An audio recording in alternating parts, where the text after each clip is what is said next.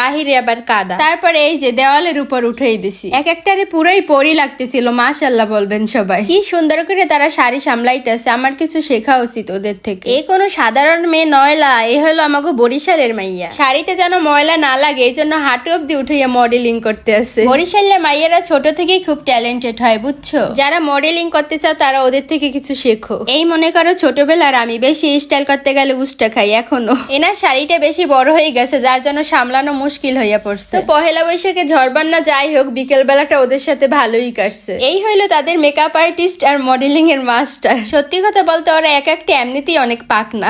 Style করতে যাই কেনু একটা মারিয়ে দিচ্ছে। এই কিউটিটা একদম বৈশাখী লাল সাদা ড্রেস পরছে। আম্মুর কোলে যাওয়ার লেগে উতলা হয়ে গেছে। কই যাবা?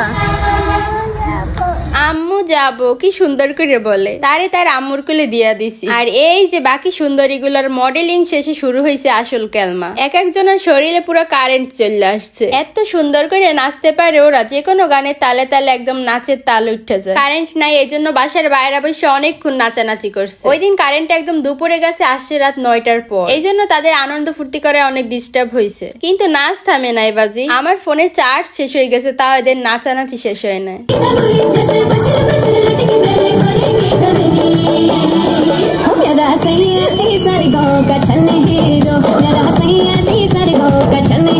নাচতে নাচতে কাপড় মিলে গেল, নাচতে মনে যায়।